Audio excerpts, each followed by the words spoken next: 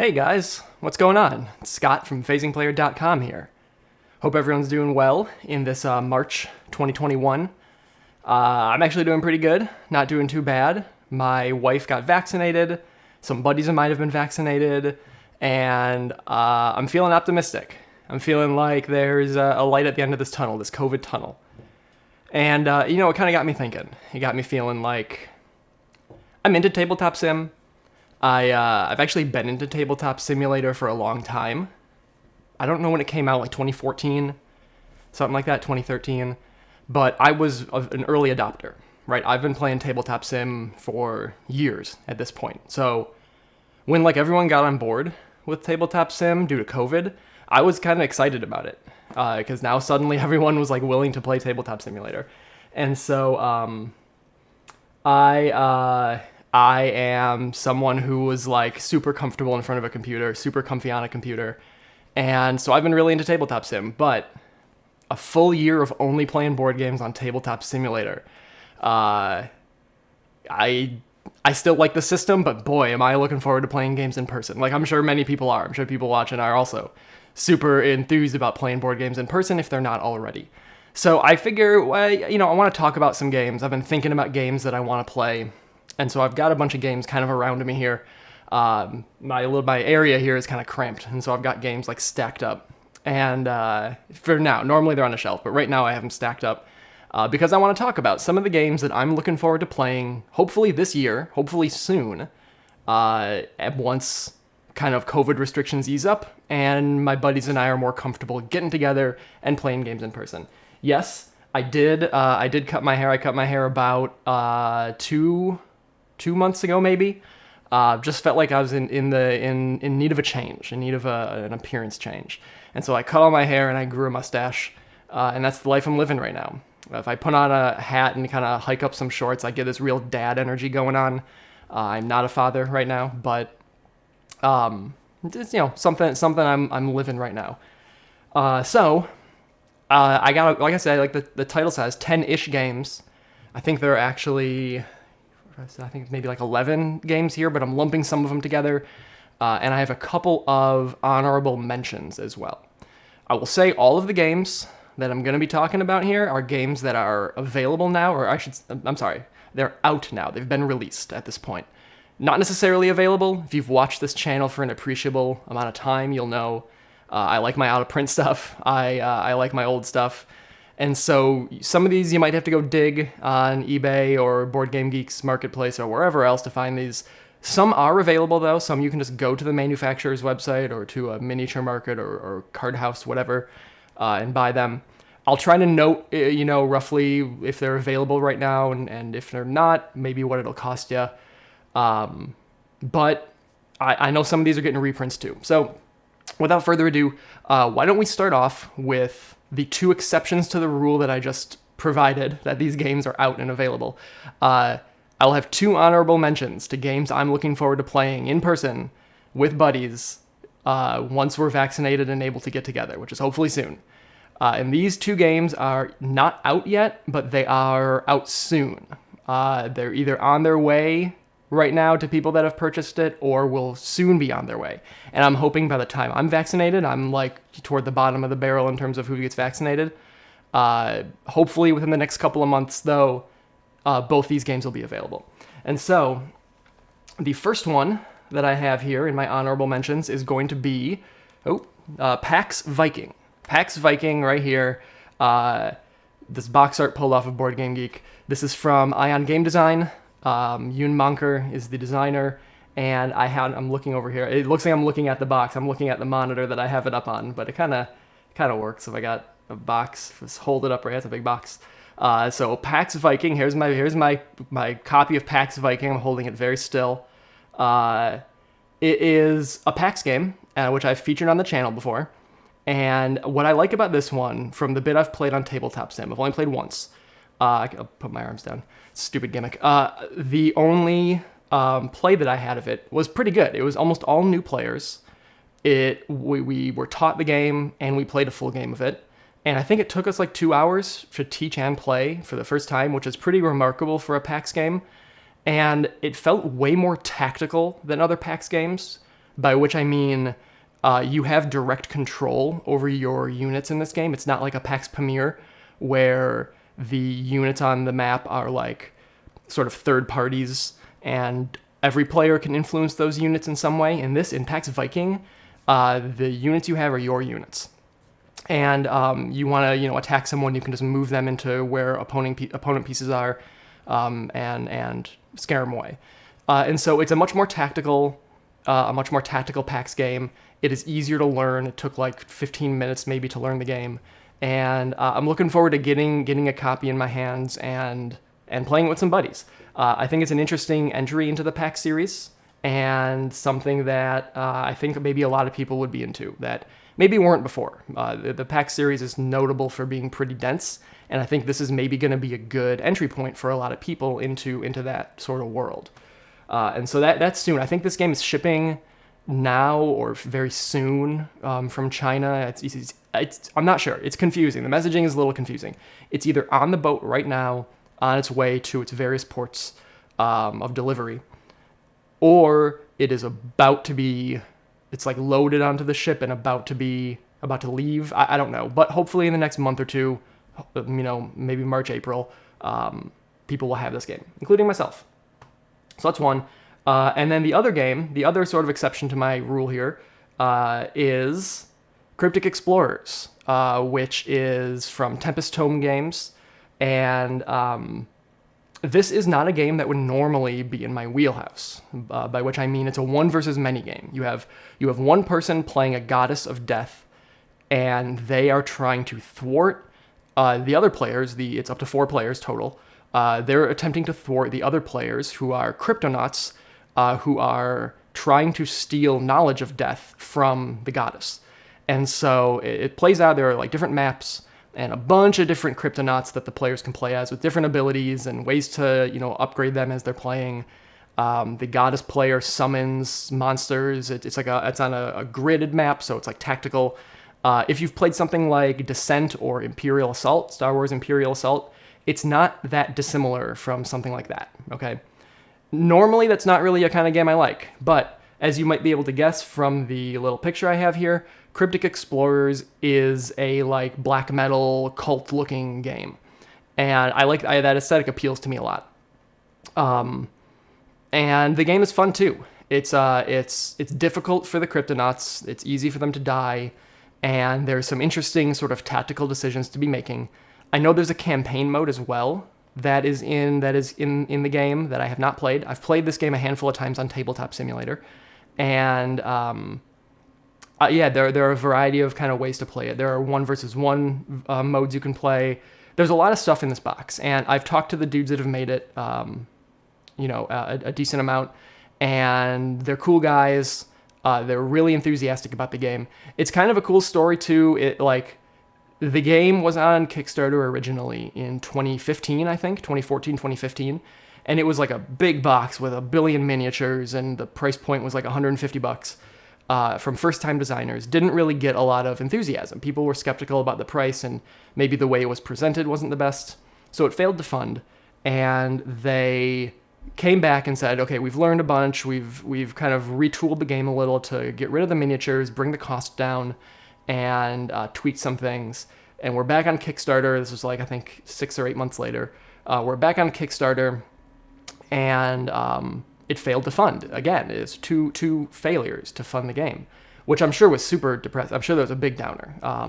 But to their credit, they went back, and like a year-ish later, they tried again. They got early copies, like prototypes of the game out to some outlets.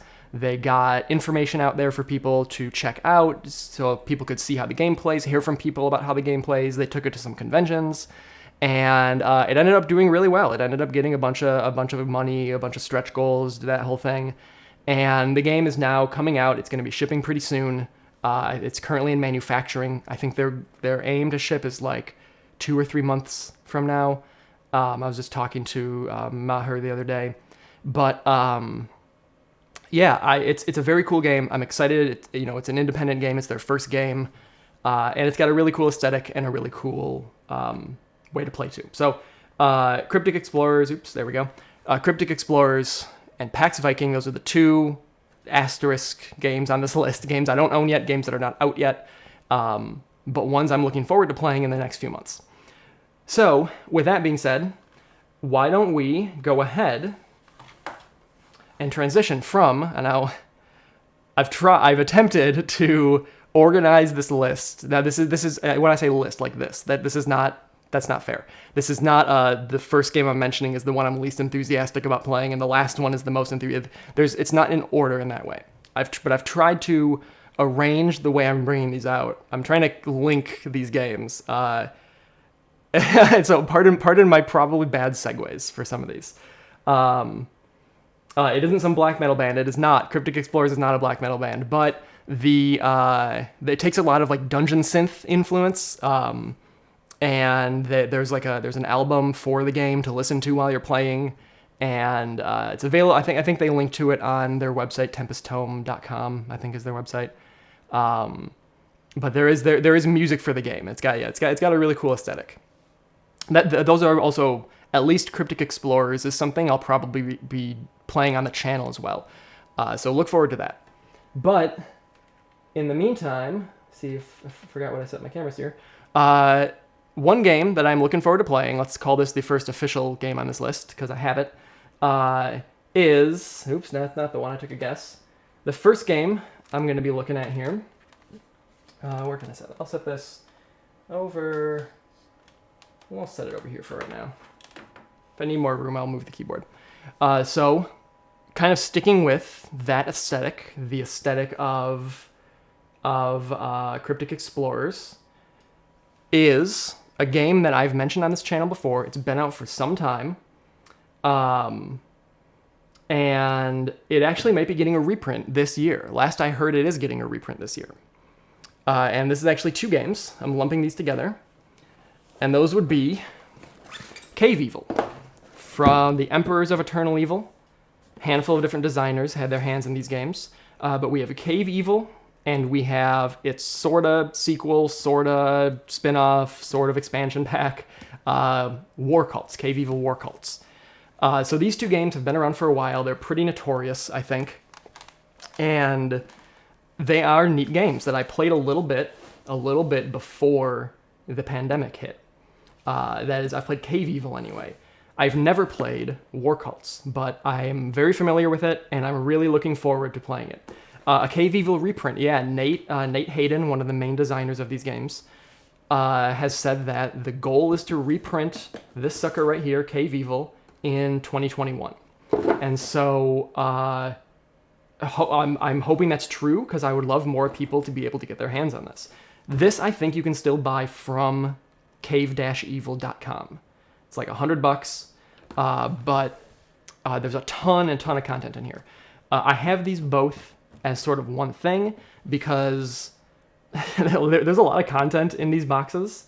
I have the cards in a separate box still.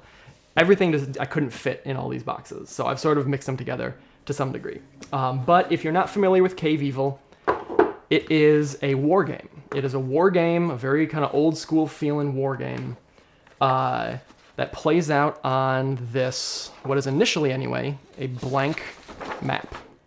This is a blank black map. The paper map, there is a cardboard, a mounted map available for purchase, but by default it has the paper map.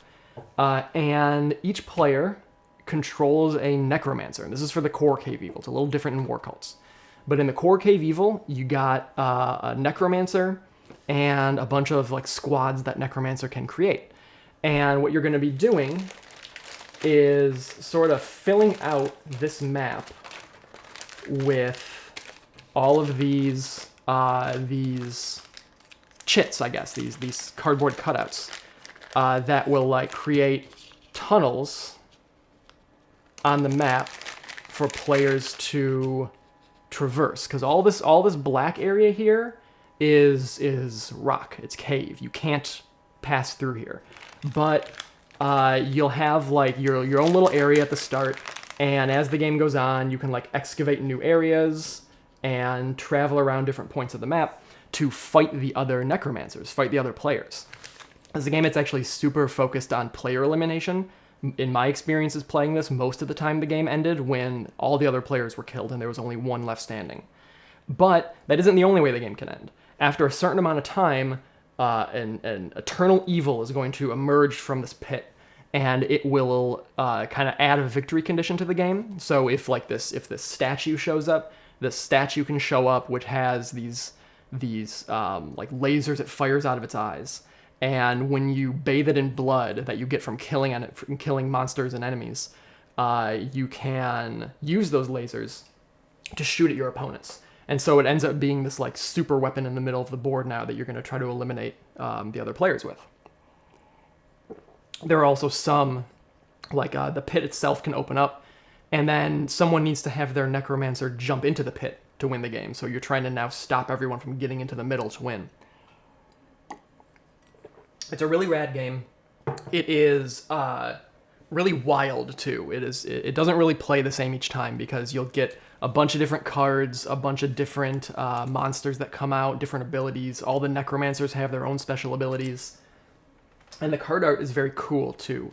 I just have a few pulled out here, but the card art is also this like sort of black metal looking art with cool names and cool drawings. So here's the Talking Veil of Evil, the Corruptor King, the Lava Knight, who I'm a fan of this Lava Knight. The cards are a little thin, they're a little light, and because they're all black, the edges chip kind of easy when you shuffle, so I've opted to sleeve all of mine. The Crawling Necro Crown.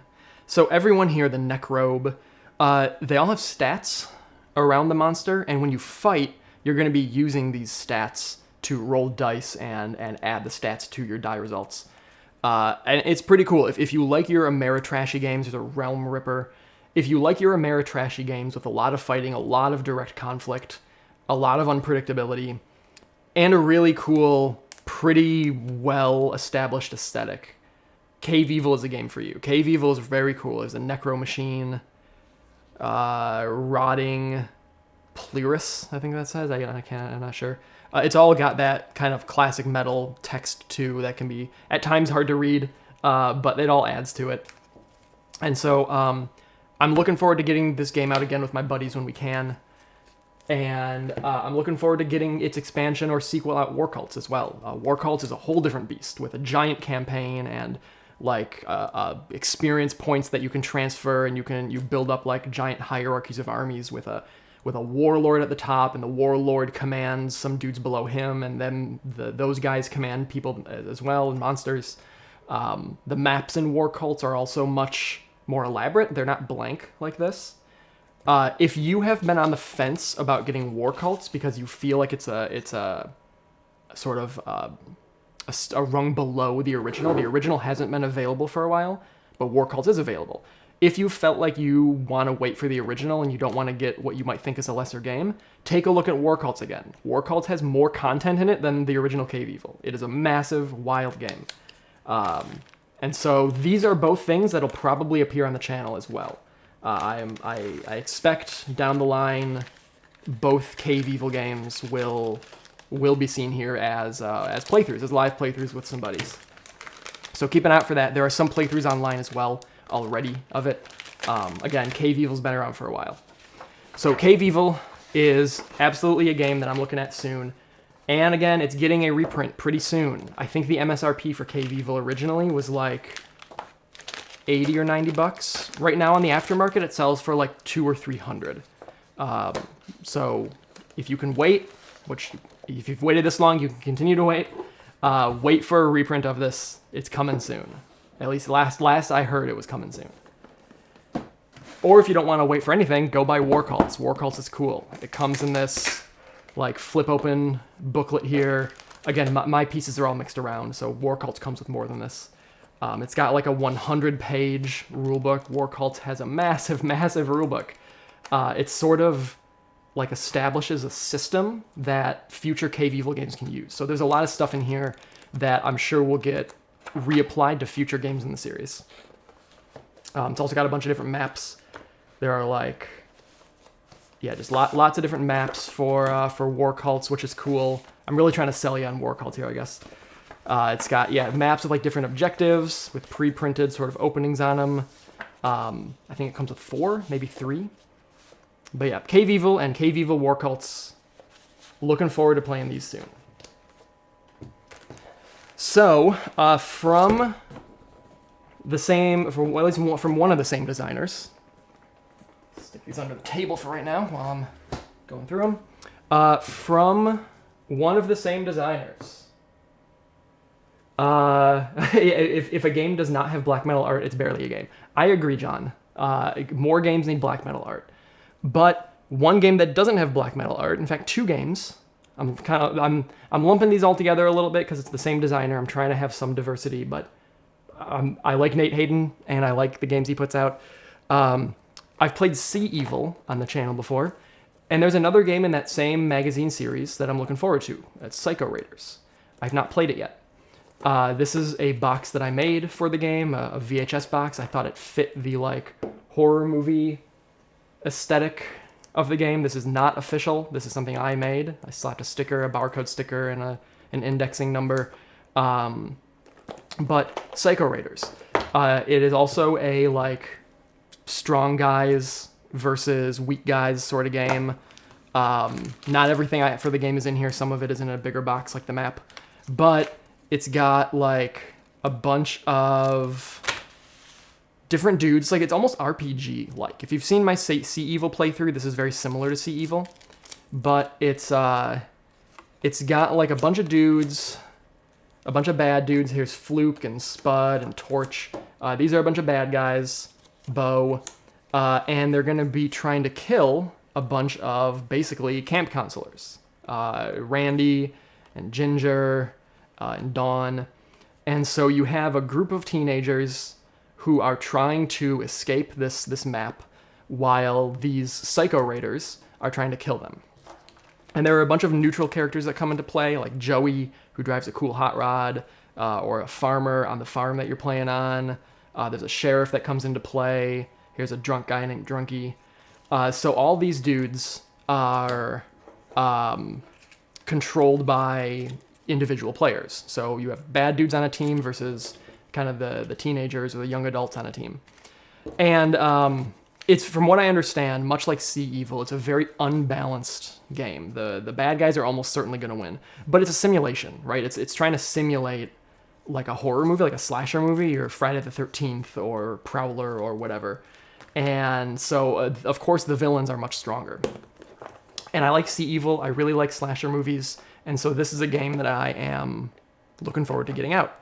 Like I mentioned, though, I've got 2 games here. And the other one, a bit bigger, is After Pablo from Nate Hayden. That's sort of the connection between all these games. It's Cave Evil, Psycho Raiders, and After Pablo, all from Nate Hayden, either on the Emperors of Eternal Evil label or the Blast City label. Now, this game is kind of available. The boxed copy is out of print. It's been out of print for a long time. I don't know if it's going to get a reprint. This is a print and play, though. This is an original box. This is a box I got from Nate. This is the official box of the game, which I think is cool, and I appreciate Nate hooking it up. But the contents inside are all print and play, which is why I say it's kind of still available. You can buy print and play files on Wargame Vault. They're like $20 or something. And the game, if you find a box copy of the game, it's going to be 10 times that. It's like a $200, $300 game at this point. But the print and play is available, and it's not too hard to make.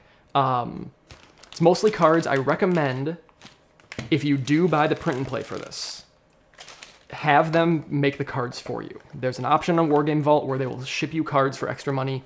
I advise that. I did not do that, and I had a friend of mine make these cards, but I recommend you have them make the cards for you. So this game, it's an earlier game of Nate's. I have played it. It's on Tabletop Simulator as well. But this is a print and play. I sort of tweaked some of the print and play files a little, which is why this one doesn't line up quite as well as the rest of these. But basically, the game takes place, as you might guess from the name, after Pablo Escobar dies. And his death leaves a big void in the drug trade. And so the players are trying to make up that void, make money themselves, and come out with the most victory points at the end of the game.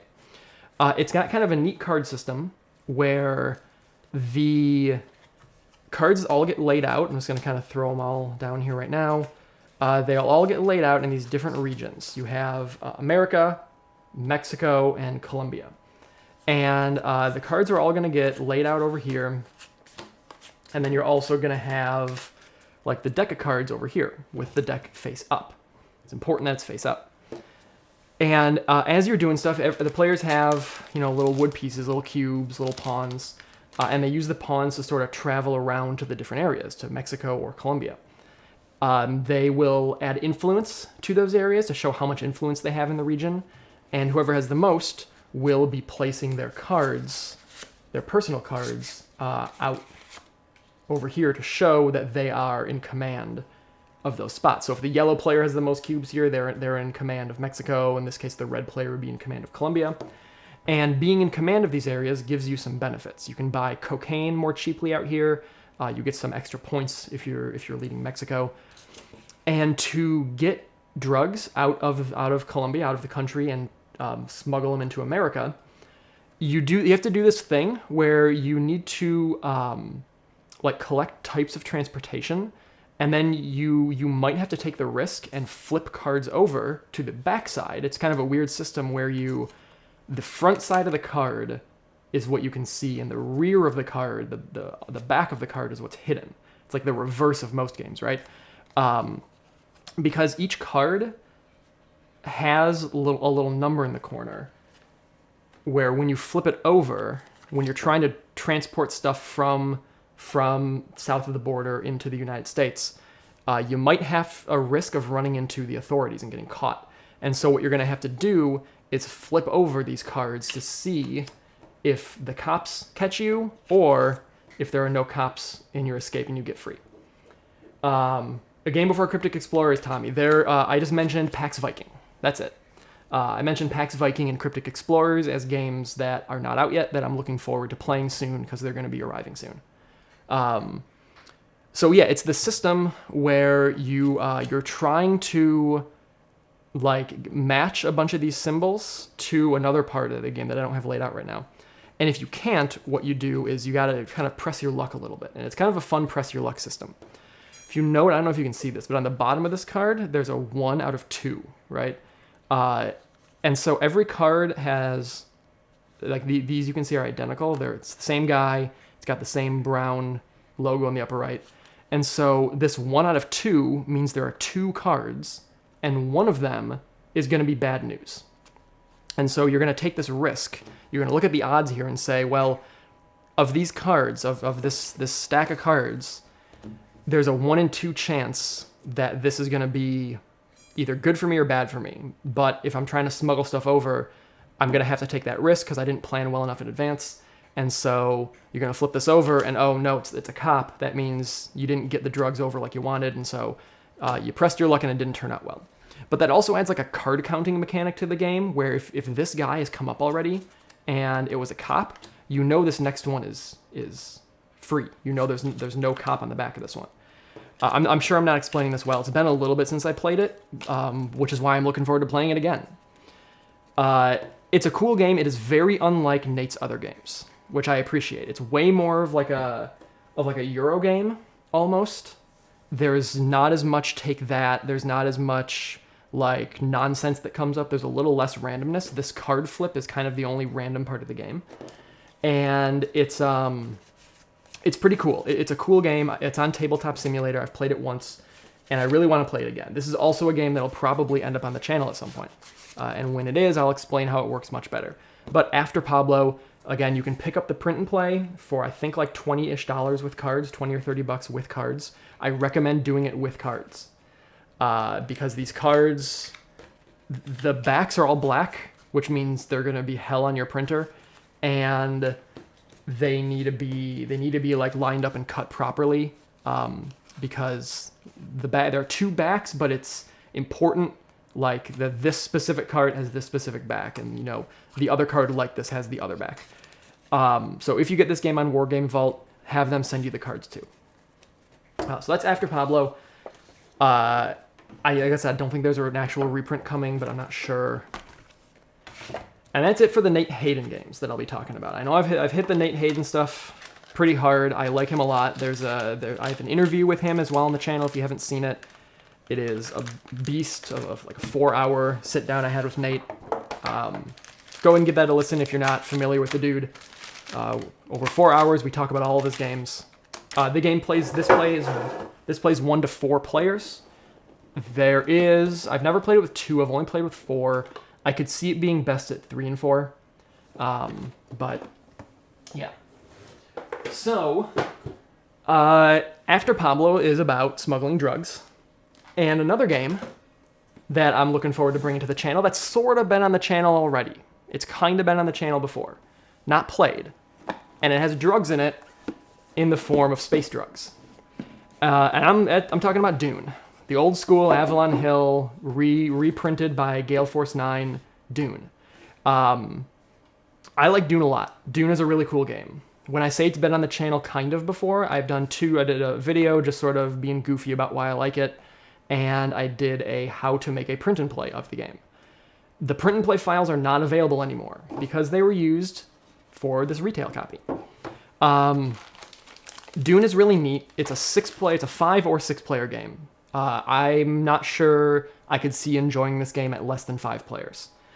And so I haven't played it in a little while. It's also kind of long. It's like a 4 or 5 hour game. So when I eventually do a stream of this game, expect it to be a long one. But Dune, if you are not familiar with it, is a war game. It's a war game that kind of discourages warfare. It takes place on the desert planet of Arrakis, and players are attempting to capture these sort of dark brown or red strongholds. And whoever holds 3 strongholds at the end of a round wins the game. There's a lot of treachery.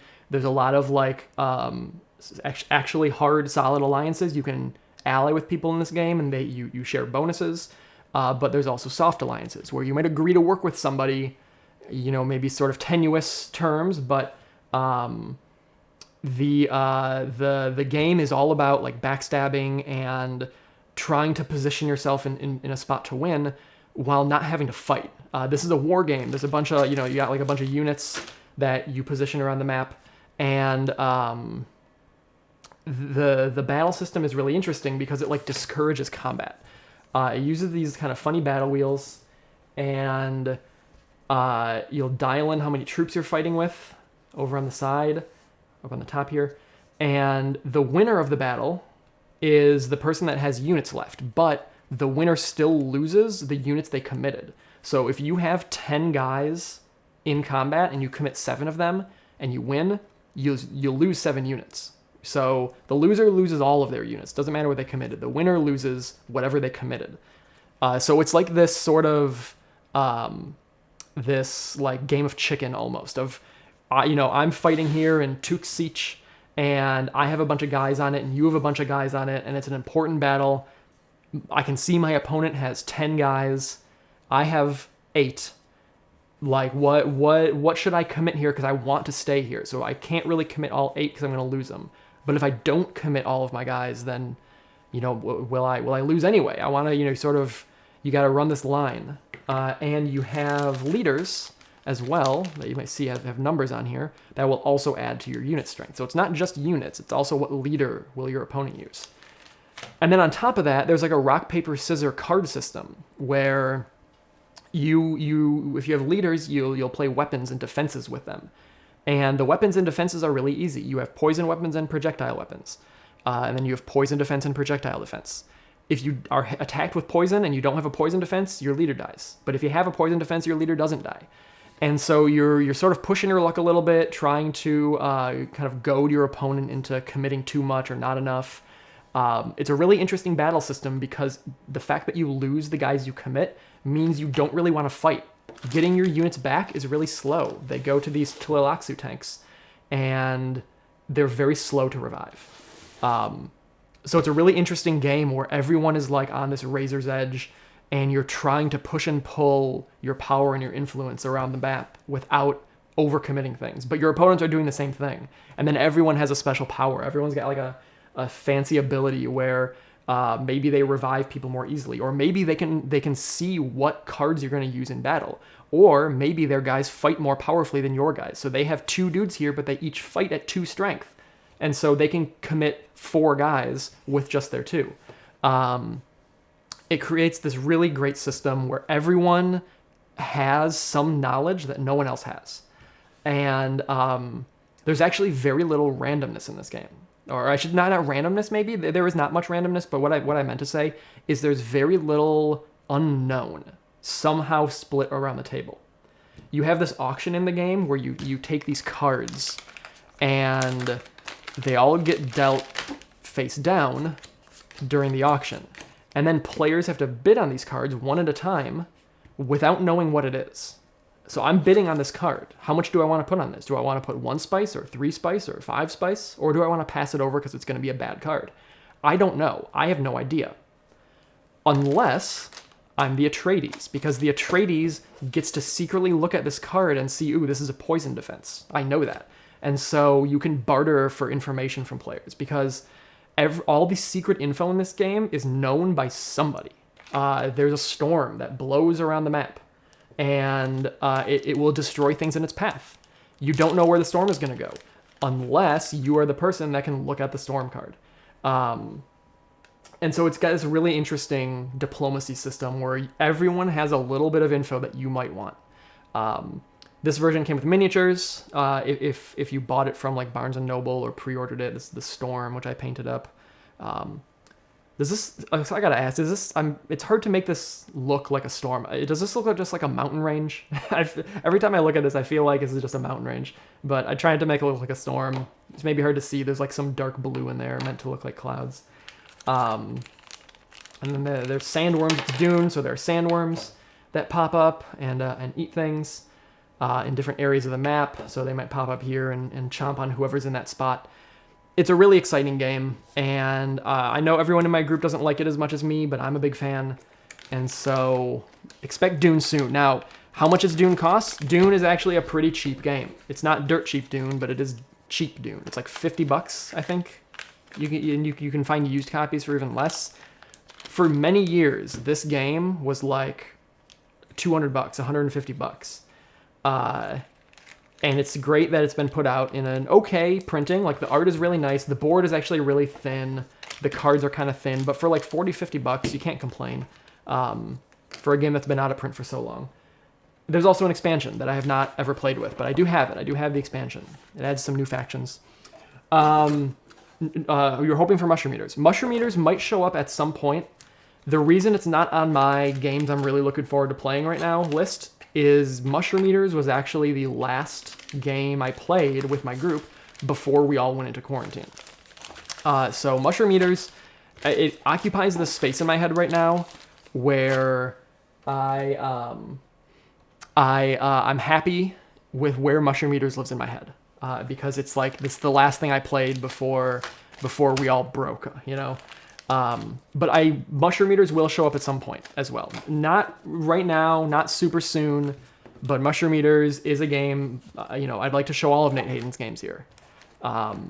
San Quentin Kings as well, or I was considering doing like a solo play of his newest game, Rocky Mountain Man. I haven't had the time to get to that one and play it much yet, but yes, Mushroom Eaters will show up at some point, just not yet. So after Dune, it's kind of I realized one of my favorite themes in games, broadly speaking, is space. Not necessarily grounded space. I do like grounded space, real like hard science space, but a game that actually has been on the channel and has been played on this channel. But I'm really looking forward to playing it with groups of people and not solo, not 2-player. I love my wife. I love playing games with my wife. This game, Cosmic Frog, is pretty fun with 2 players, but boy am I looking forward to playing this with a larger group. So Cosmic Frog is a really cool game. I've done pretty recently, a playthrough of this, a solitaire playthrough. It's got a bunch of really cool frog miniatures that we can pop in on here. So a bunch of frog minis that the game comes with that are real neat. The game is about eating planets. You go to this planetary shard, and you eat a bunch of different types of terrain. You got hills and deserts and water, and you're trying to eat those up and throw them up into your vault. And at the end of the game, you're going to score points based on how it is aligned in your vault.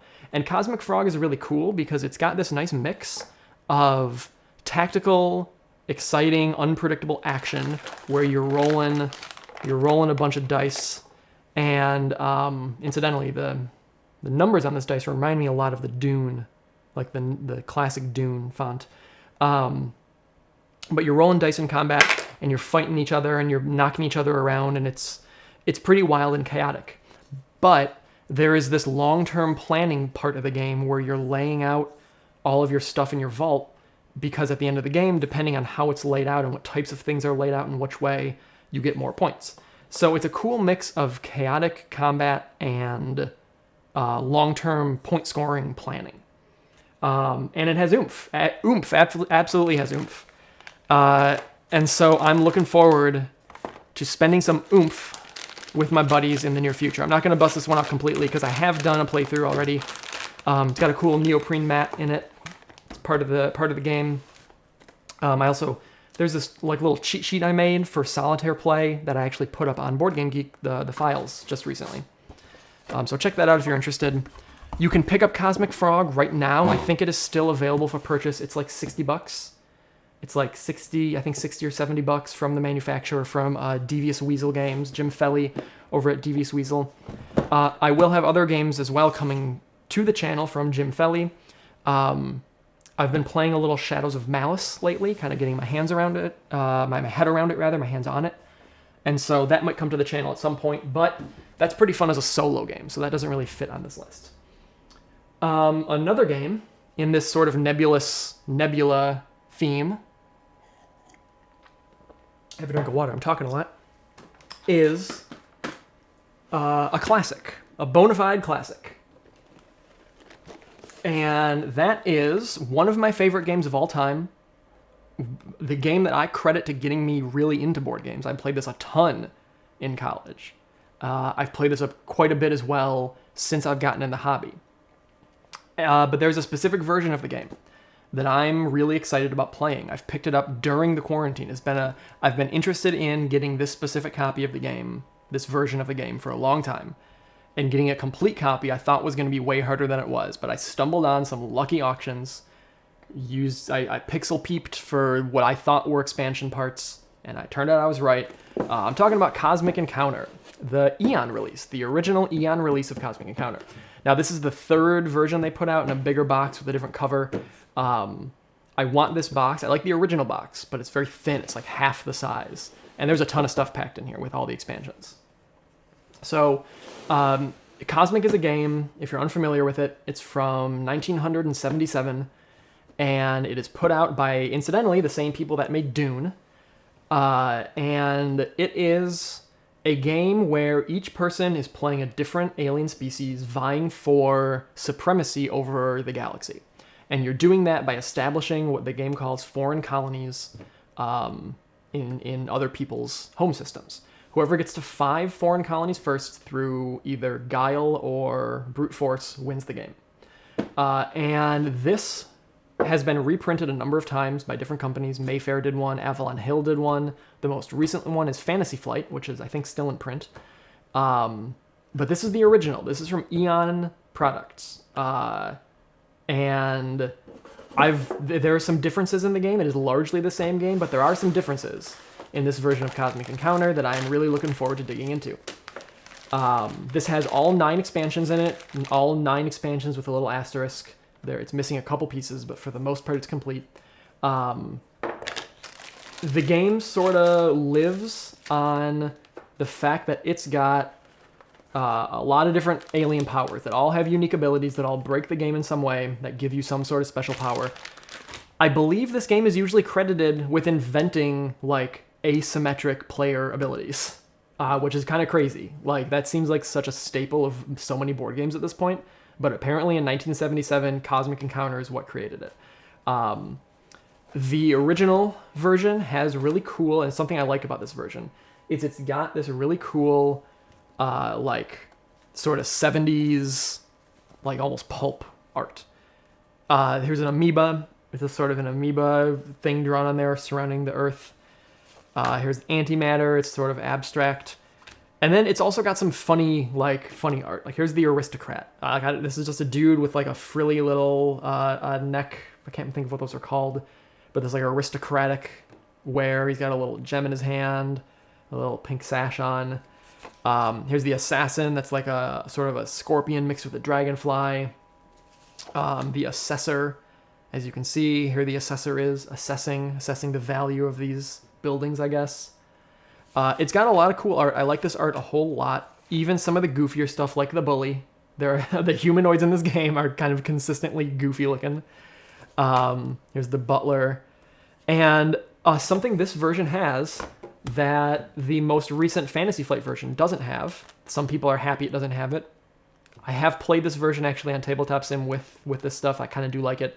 And that's lucre, space money.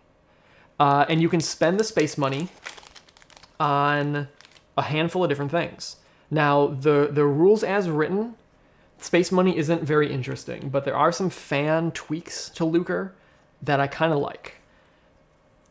And I'm really interested to be playing this with some buddies, to sit down in person. Cosmic is best in person, and spend some money, play some cards. The card art in this version is also much simpler than the most recent Fantasy Flight version. This is just a white card that says 8 on it.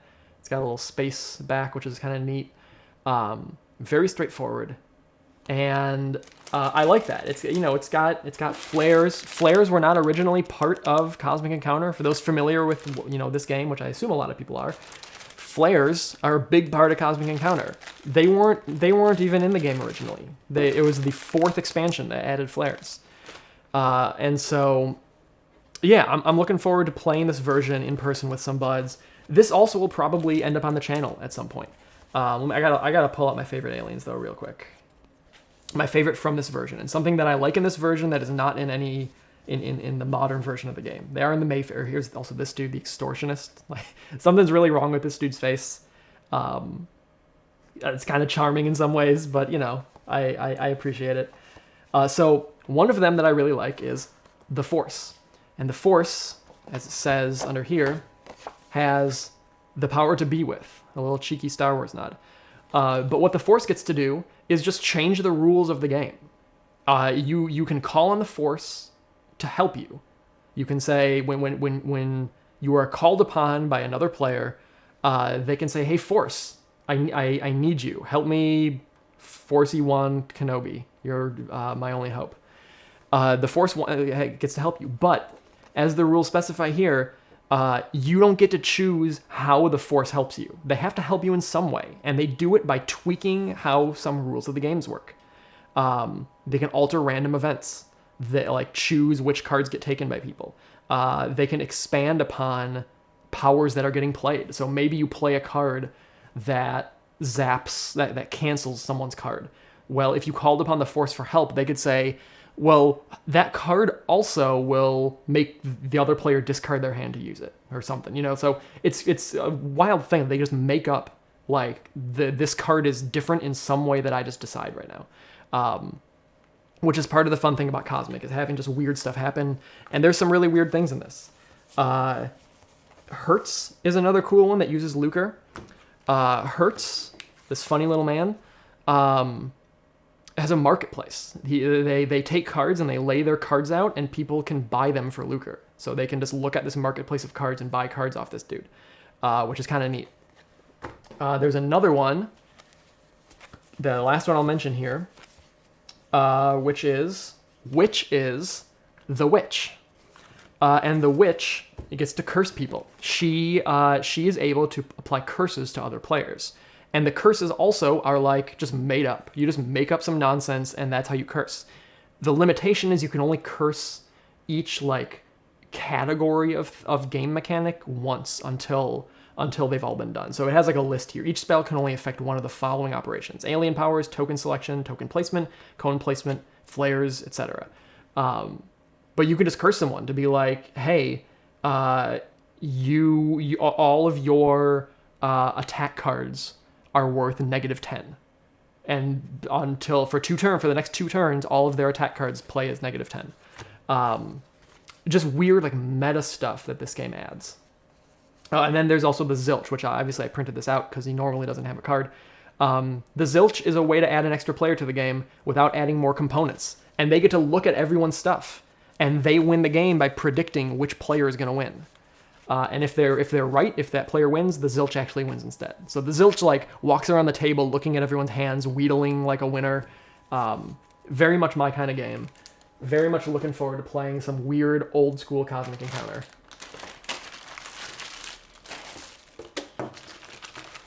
Something too in Cosmic Encounter. By the way, the connection between Cosmic Encounter and Cosmic Frog is the Cosmic Frogs are weird alien races, and Cosmic Encounter has a bunch of weird aliens in it. I understand that's a tenuous connection. You can pick up the Fantasy Flight version of this game, I think, for like $50, and you can buy it used for less.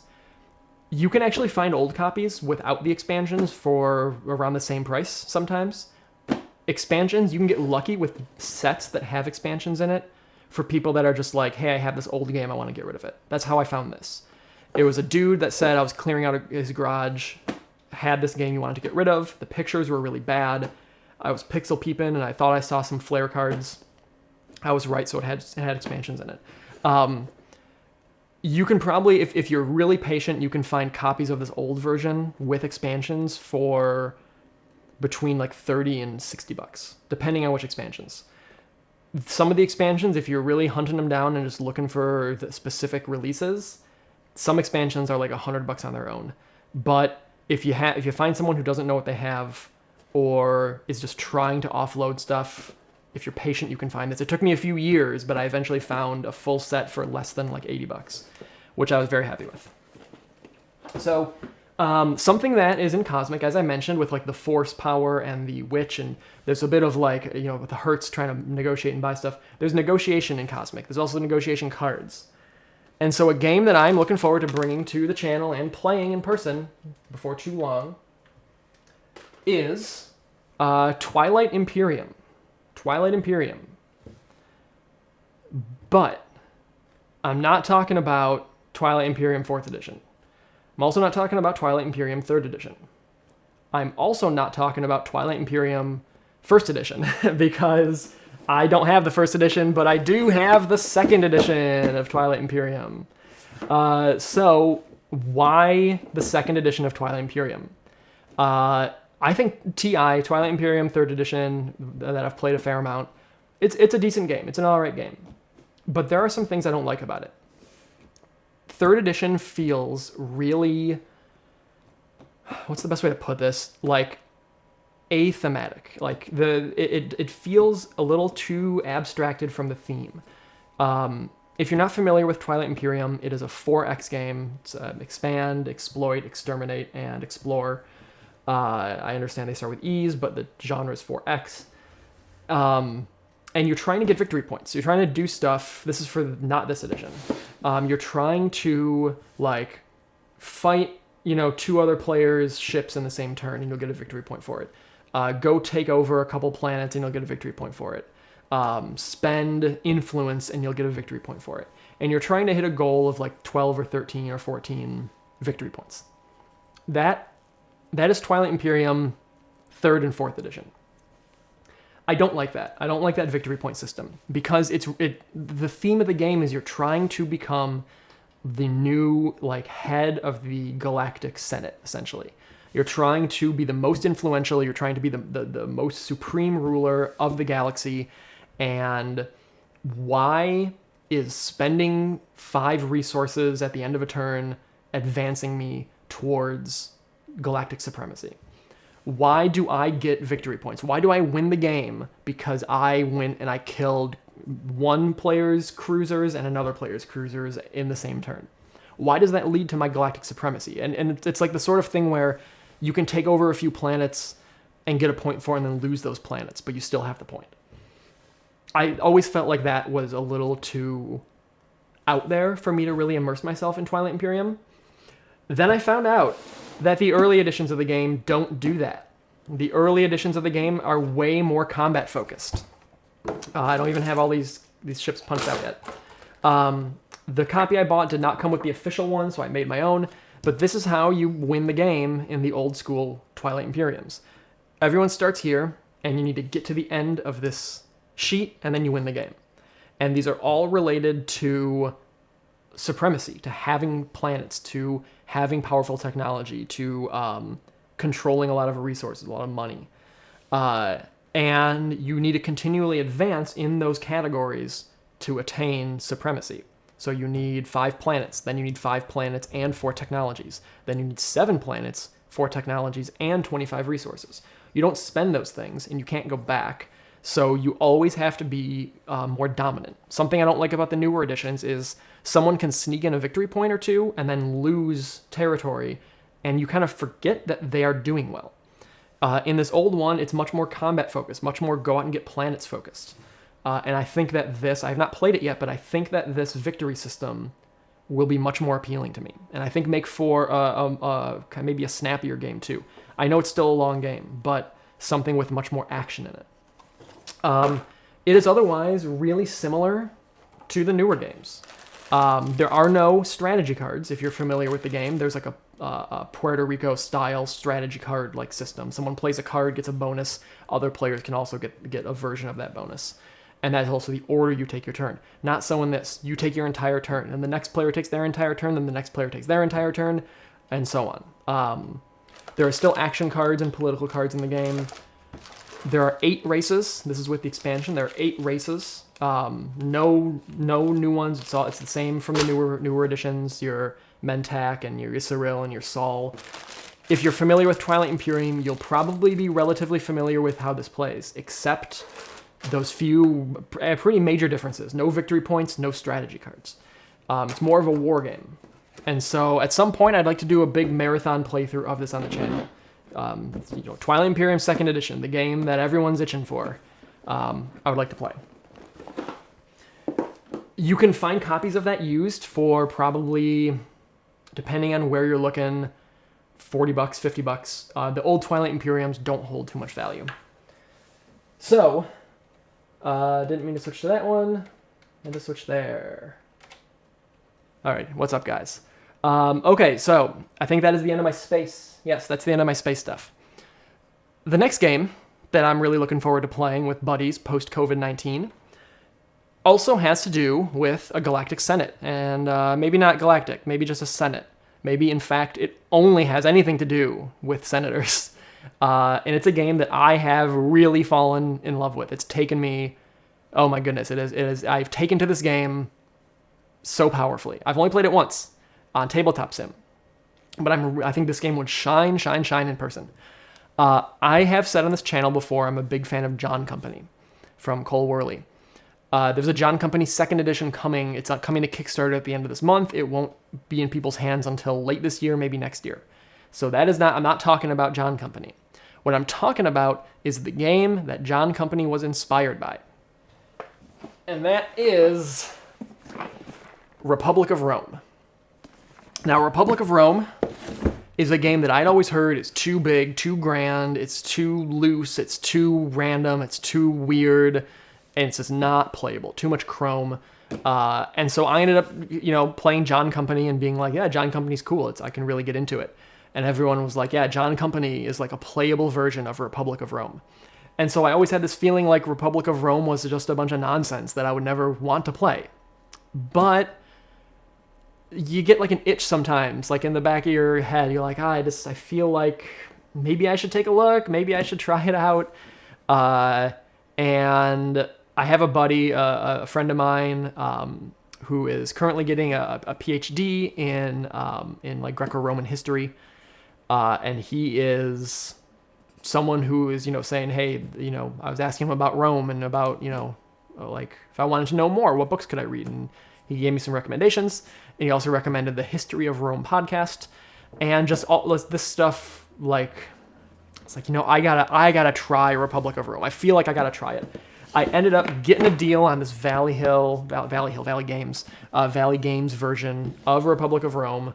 And so I picked it up. And we've played one game on Tabletop Sim to completion, and we're all thinking like, man, we got to get together like later this year. This is a different group of mine, and play the game. My Chicago group, one of them is in the Tabletop Sim version that we were playing, and this game is just so much fun. I could see this game rocketing up to one of my favorite games of all time. It hits so many notes that I really appreciate. It is largely a negotiation game. It is a game about voting, and it is a game about deception and deal making and power grabs. Essentially, you are a faction within the Roman Senate, and you are trying to make your faction the most influential in all of Rome, and in fact make a gambit to transition into the Roman Empire as one of your senators becoming the emperor, basically. You're trying to get elected to the position of consul for life. But in the meantime, Rome is getting attacked, and Rome is getting beat up because the early Republic of Rome was in a bad way. They had a lot of external opponents. They had a lot of internal strife. And so as the game progresses, you go from dealing with external threats like wars, like the Carthaginians attack you and the Macedonians, and you get Hannibal and Hamilcar, and you get Philip V, and you get all these people and all these different wars that come out and attack you. And the Senate, which is again controlled by the players, has to like collectively deal with it. And so you get different wars that come out that you have to prosecute. You get different stuff that shows up in a forum, like new faction members, new like concessions, stuff you can buy, stuff that can get you money. You have a combat results. You have a CRT that you roll dice on for battle because you have to raise armies and you'll have to go fight those wars. Senators can rebel against Rome when they become governors. There are different places that show up, like there's Asia that shows up, here's Macedonia that can show up, Bithynia can show up, all these different provinces show up, and you will send senators to become governors, and they'll raise their own like mini armies. You can do games for the public to placate them because the population of Rome, the plebes, can rebel and they can get upset and that can make your life terrible. They can actually form a mob and kill members of the Senate.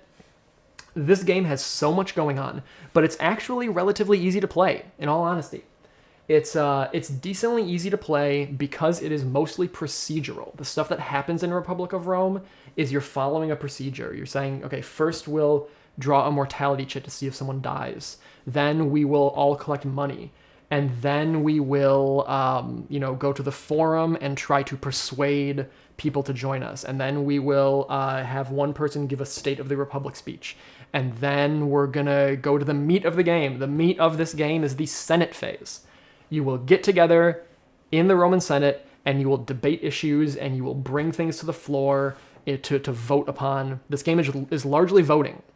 This game is mostly saying, what are we going to do with this war? Well, we need to raise some forces. I have the floor of the Senate, and I will propose that we raise 6 legions and 4 fleets. And then you will say, this faction, the manliest faction, vote upon this. The Fabii faction, vote upon this. The Julii faction, vote upon this. And you'll vote. I have this many votes that I'll contribute. I made a little board here for tracking votes. And you'll say, I have this many votes that I'll contribute, yay. This player has this many votes to contribute, nay.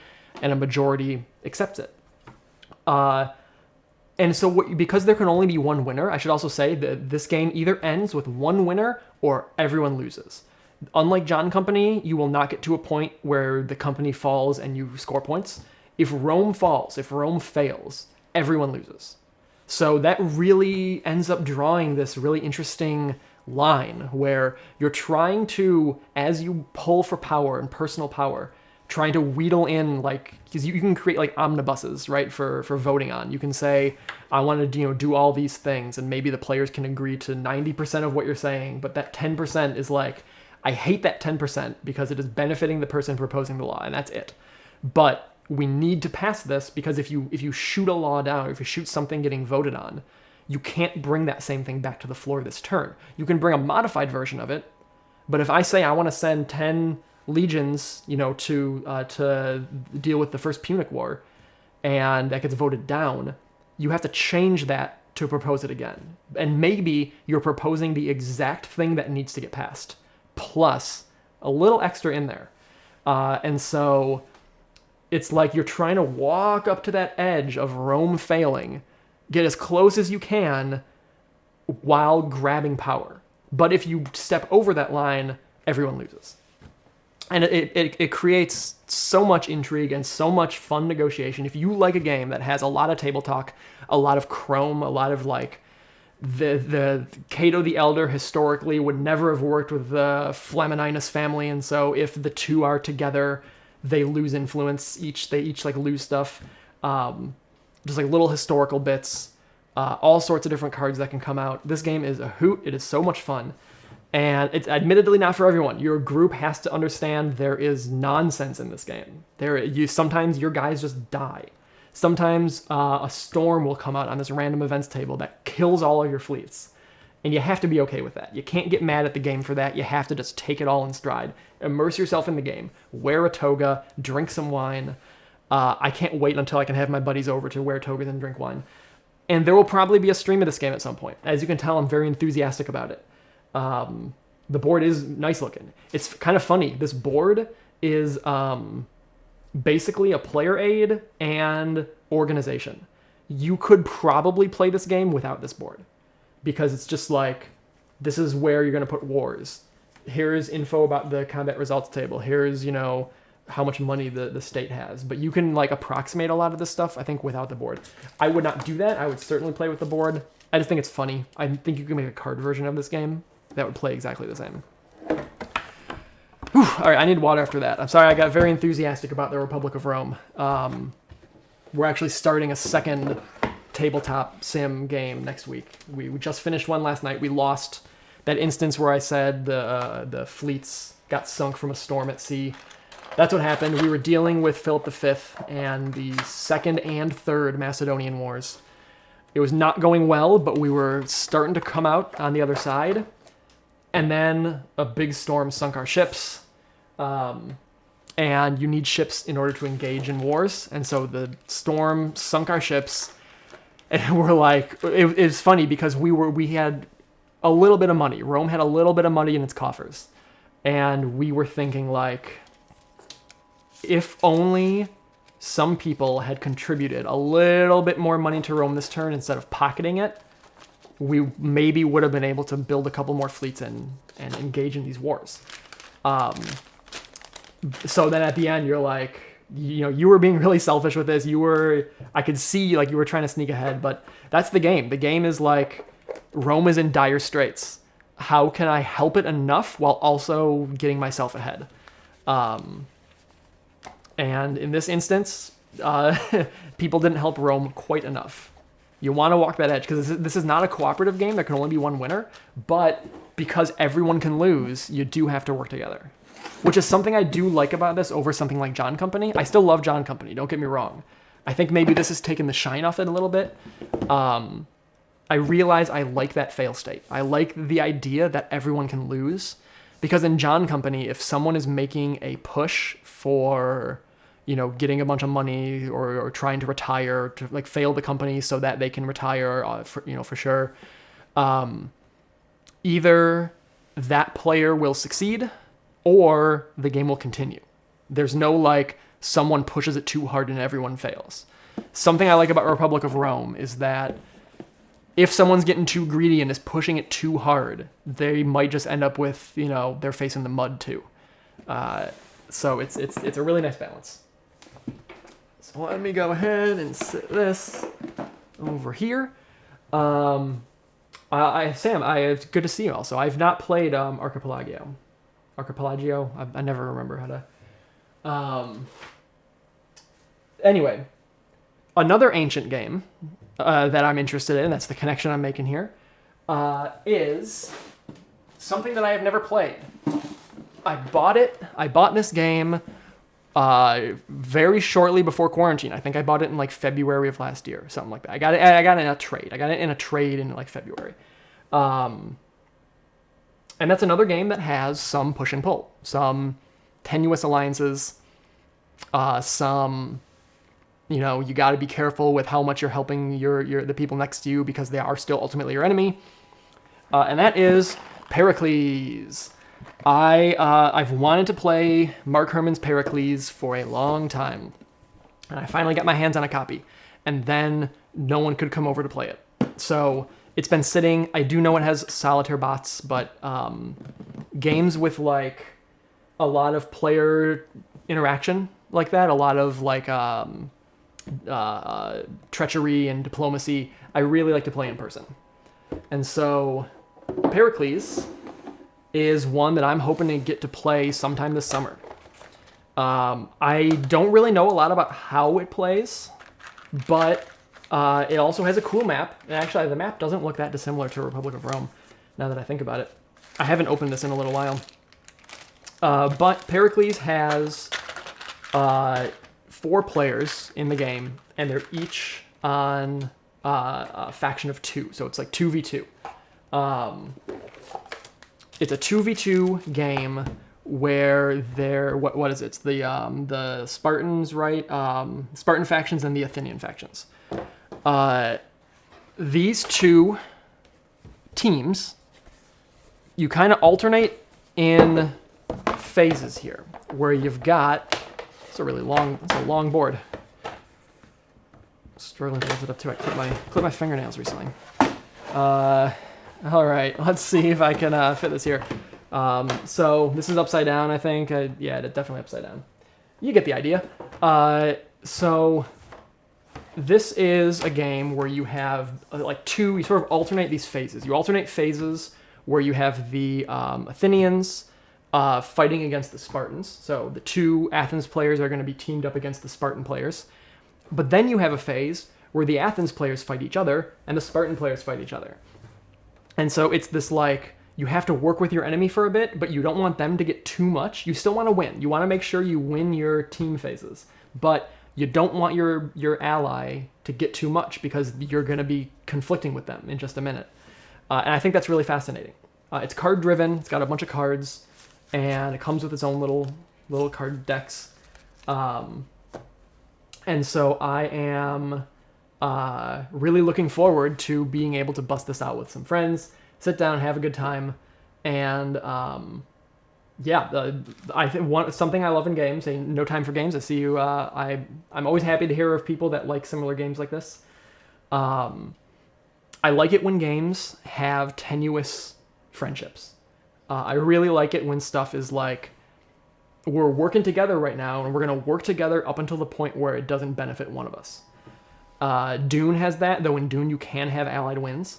Republic of Rome definitely has that. Cosmic Encounter has it. It's something I really like in games. I'm a big fan of that sort of thing. So Pericles, Mark Herman, I'm very much looking forward to playing this. I can't speak to it too much because I have never played it before, and I don't know the rules. But it looks neat. GMT Games, I think Pericles is currently in print. I know GMT stuff kind of comes and goes. And I think like many of these other games, you can find it for like, gosh, I feel like there was a time when you could find this used for like $30. Maybe that's still the case. And then you can buy it new. I think it's like $70. This will probably make it to the channel at some point. I should say all the games I'm talking about, I'm not guaranteeing that all these are going to be games I'm looking to do on the channel. But certainly some of them will. So after Pericles, let's see where I can put this. Pericles has kind of a feeling of, sorry, I'm just going to rearrange this a bit. I got some, with Twilight Imperium 2nd edition and Cosmic Encounter. Kind of flimsy boxes. I don't want to stack stuff on top of them. In Pericles, you got, some vested interests in similar things. You have people that are maybe your enemy, but you occasionally have a way to work together and a reason to work with them. That's a super tenuous connection to the game I'm bringing up next, which is Tom Russell's Dual Gauge. She put this out last year, and I put together the tabletop sim for it. And I have played it once on Tabletop Sim, and it was a little fiddly there. It works fine, but I'm certainly looking forward to playing this in person. I'm not a huge train gamer. I do like train games. I like Tom Russell's train games. And Dual Gauge is kind of neat. It is a train game, as I've said a few times, where there are a few different companies. Tell me if you're a train gamer, tell me if you've heard this before. There are different companies that you will be making track with and operating. And when they operate, they will go to different locations and different stations and collect money for the company. The players that own stake in those companies will collect money when that company pays out dividends. That is Dual Gauge. The name, as it might suggest, says that there are two gauges of track. There's narrow gauge and standard gauge. And that determines how far trains can run and what kind of trains can run on the track. There are, in the base game, 2 maps. This is the Detroit map, which has some special rules for debt. And then there is the Portugal map. I've played the Portugal map. I thought it was pretty good, kind of simple. I'm looking forward to trying out the Detroit map. There's also a Wisconsin map coming, and I'm from Wisconsin, and so I'm definitely looking forward to that. Kenosha is not represented on that map, sadly, but, I suppose it's acceptable to not represent Kenosha in a train game. There are some interesting things here with the 2 types of gauges you can make of track.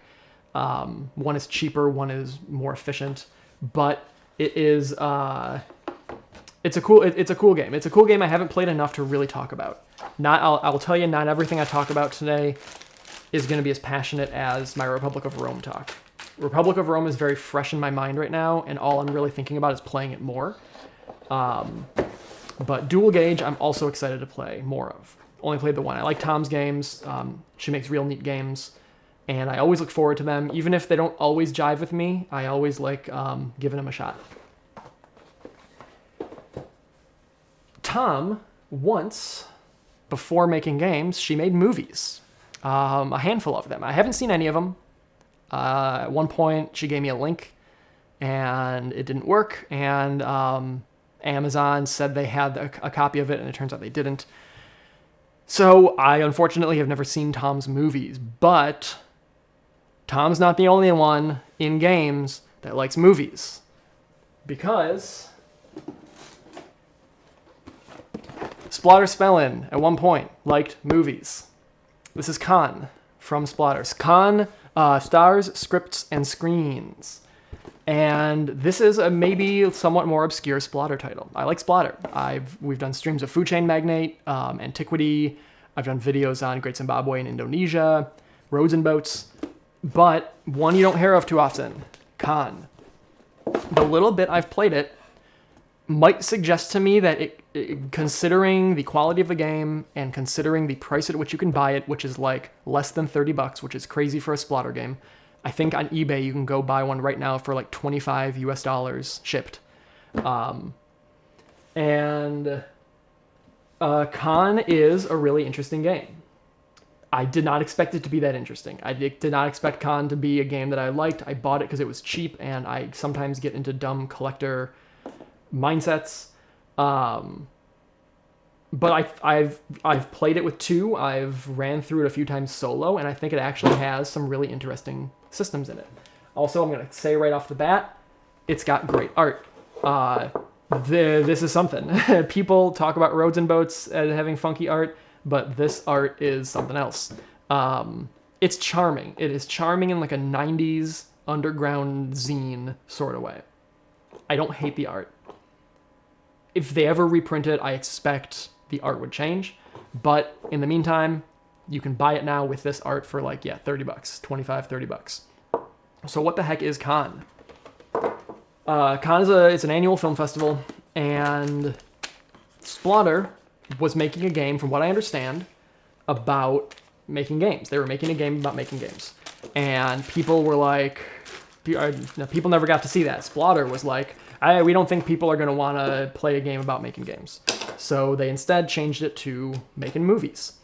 And that is what this game is. The theme, I understand what they're going for. John, I'm glad you like my segues. I'm very good at segues. You can ask anyone. I see what Splotter was going for with the theme, with the like, hey, you're like making network, and movies are all about who you know, right? Making movies is all about who you know and what you have access to, and so this game is about like making connections. In some ways, it reminds me of a mix between Roads and Boats and like almost Great Zimbabwe.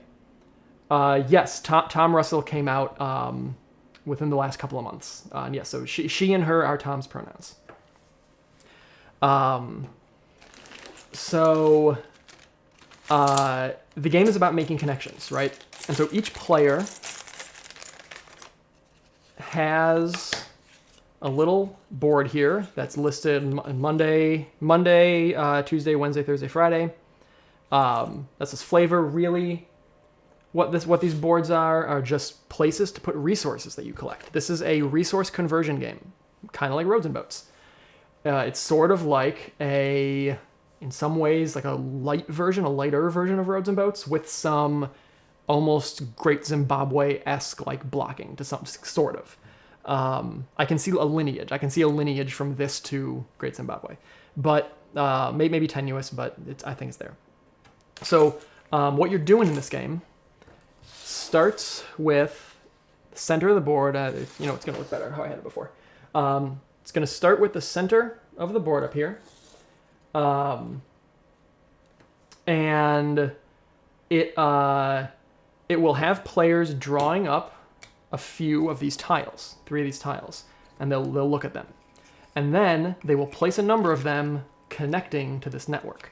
So maybe you're going to place this beer over here, and then these tiles will get set aside.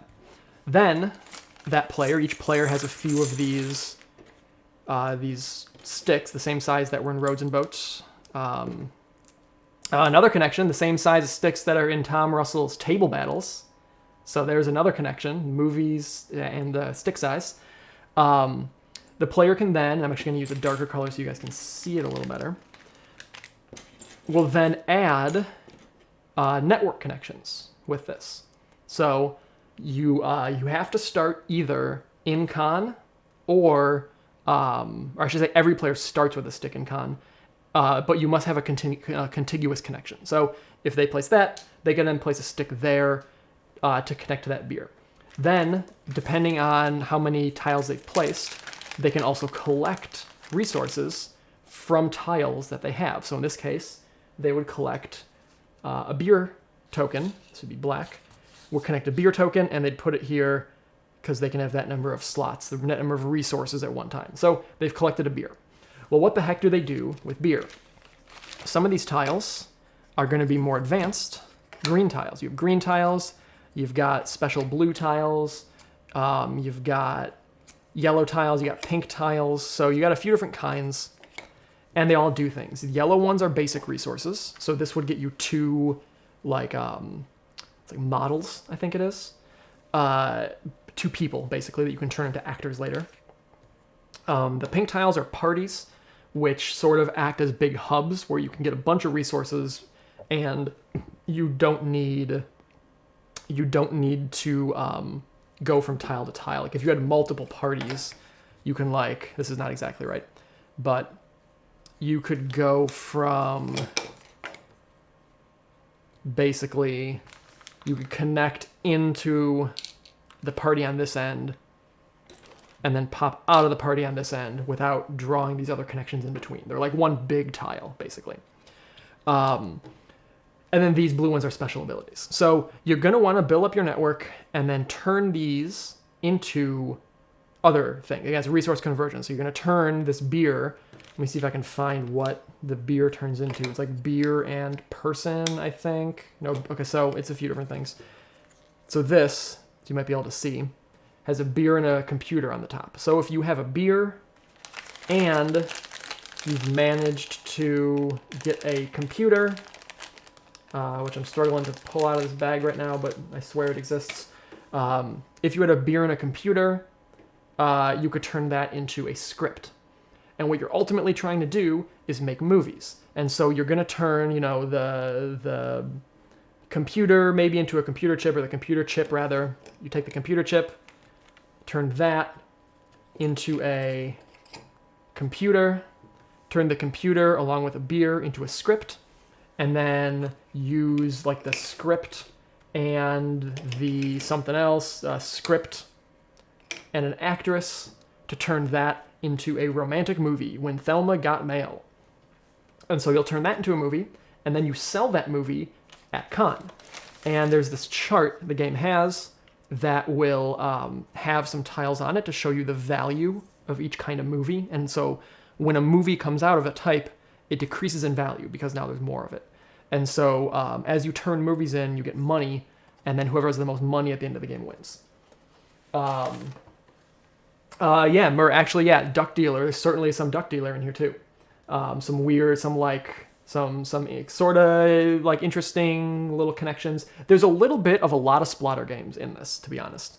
When you have connections with sticks like this, other players cannot also have that same connection. So a tile has a finite number of connections it can have, okay?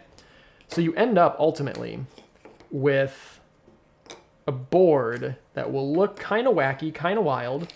The game even says that you can set the game up on your table in such a way where, like, if you have stuff on your table, you don't need to clear it, and you should just play. You should build your maps around the stuff on your table. So I imagine like a vase and like someone eating dinner, and you have to like build around it. It's kind of funny. But so, like, you know, if you had this, the black player could connect like that. Maybe the blue player wants to get in on something over here, so they have to go that way, and they have to connect down to here. And now if the red player wants to make it out here, this is already occupied, so they're going to have to like start to, you know, sort of forge their own path. And so you end up with this situation where you're creating like a network, which is maybe where some of my Great Zimbabwe thoughts come from, with where monuments get placed. It like creates networks that people will follow. They're a little more direct in this than in Great Zimbabwe. I think they're more clever in Great Zimbabwe. But this is a clever little game. There's also an expansion that was only released at Essen in 2003, I think, for piracy. And all it uses is a little pirate ship, a little wooden pirate ship that I bought one on, I think from Spiel Material.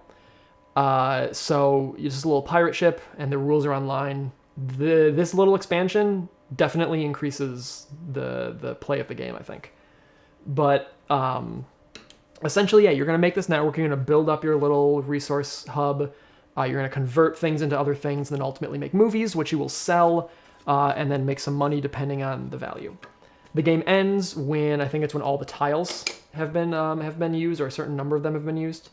There are also cigars, which can act as connections anyone can use, because you only have a few. You have like 5 of these, and you can move them, but you don't always want to. So sometimes you want to place a cigar, even though other players are going to use the cigar. Maybe it's worth it for you to get to somewhere, you know, to pick up something. I might, like I said before, I might say this is like the best game for someone interested in Splatter but doesn't want to spend the $80 or $100 to get into them, because you can pick this up. You can pick up this game for like $30. I'm going to say that again, like $30 for what's actually a pretty clever Splatter game.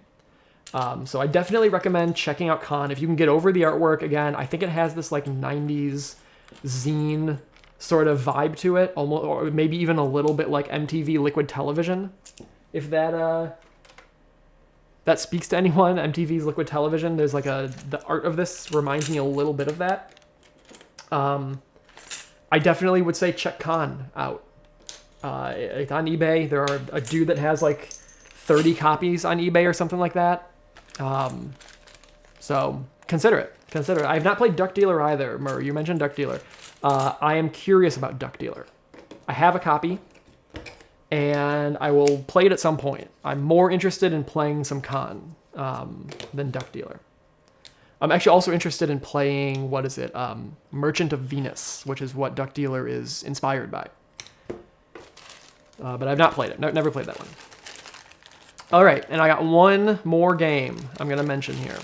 One more game I'm going to mention, which I'm sad to say I don't think I have any segue into that one.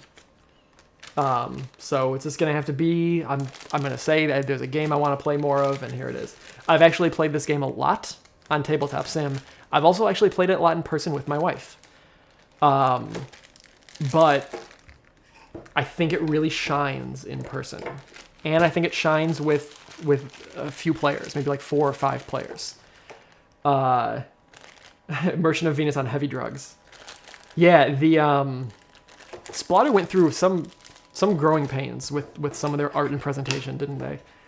But they make good games, so you can't fault them too much.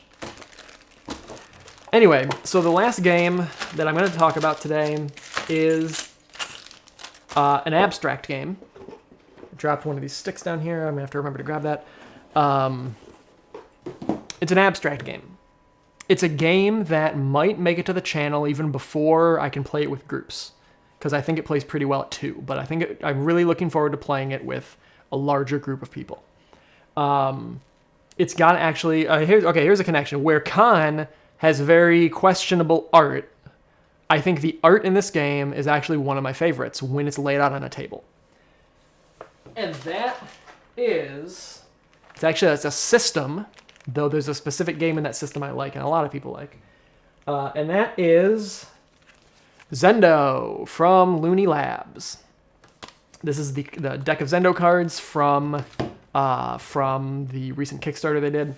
I don't have the Zendo box set. I have a whole bunch of pyramids. This is about half the pyramids that I have.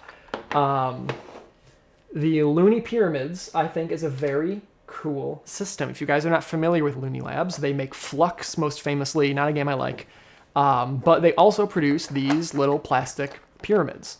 And it's an abstract system that people have made. Looney Labs have released a bunch of games for the system, but also fans have made a bunch of games for the system. And I think the pyramids system is real cool. Looney Pyramids. Looney Pyramids is also just a fun kind of thing to say. When you tell people about a thing called Looney Pyramids, they get a little excited about it.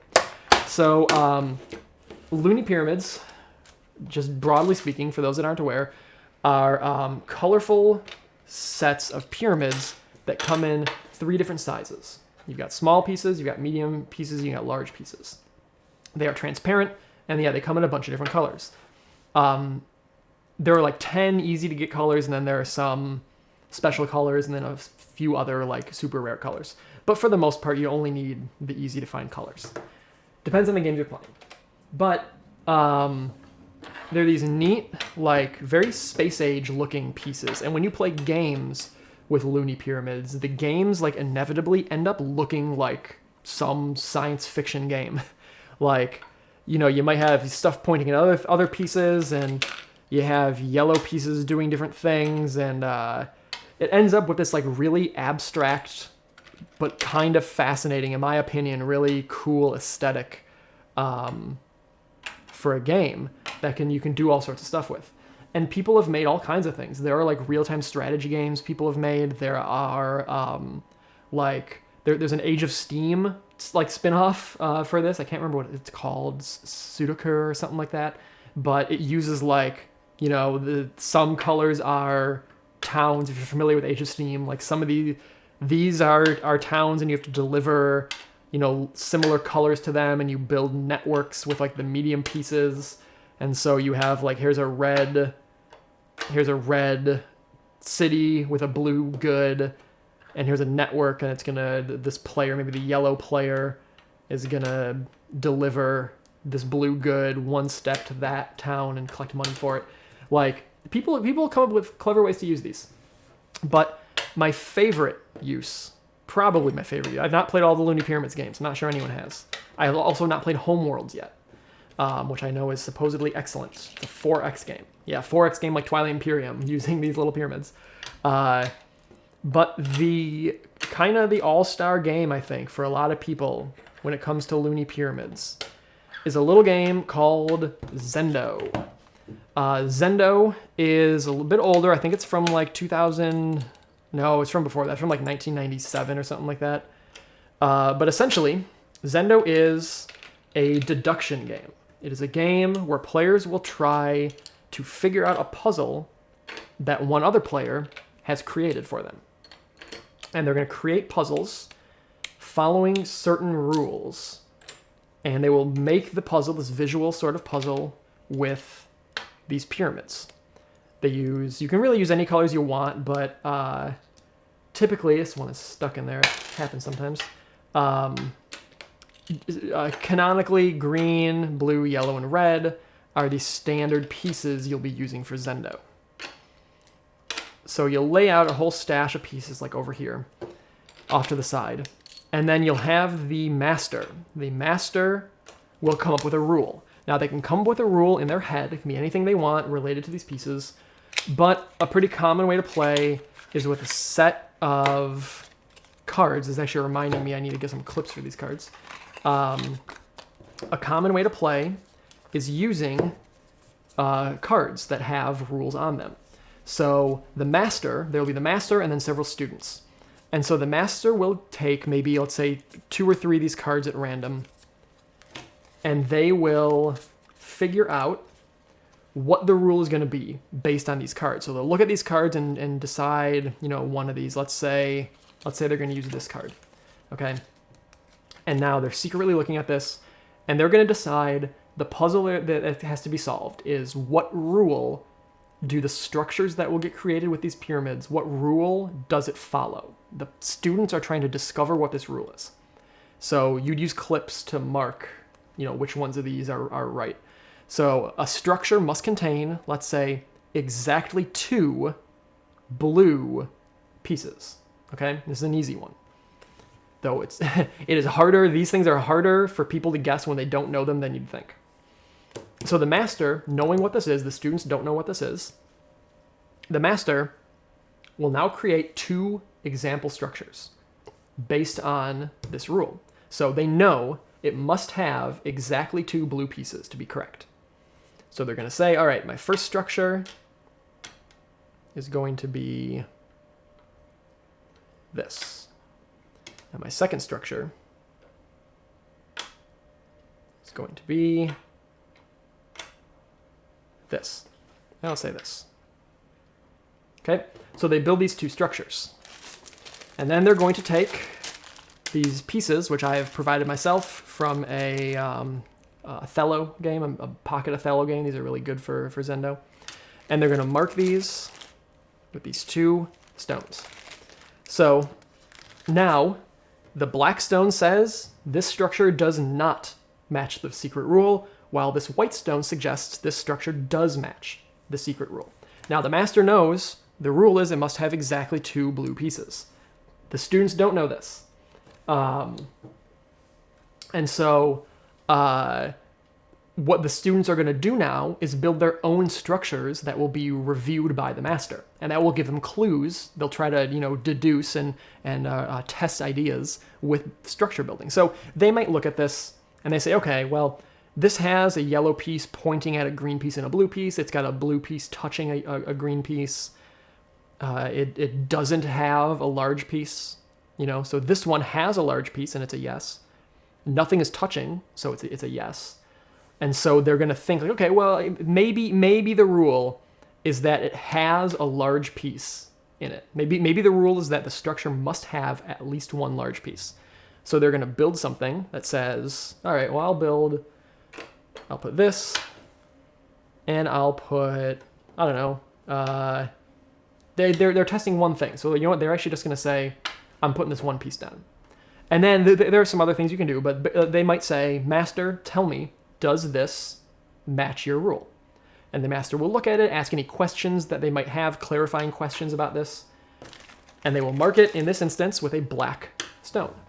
So, okay, so the thought that it must contain a red piece, must contain a large piece, is wrong, because this has a large piece, but it does not get a white stone.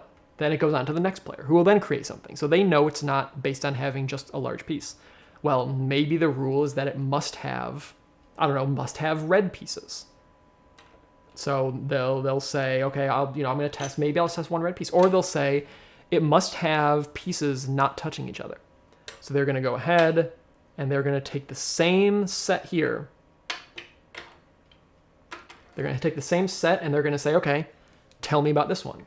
Now the master knows it's got 2 blue pieces, which means it gets a white. But maybe the student was thinking it couldn't have things touching each other.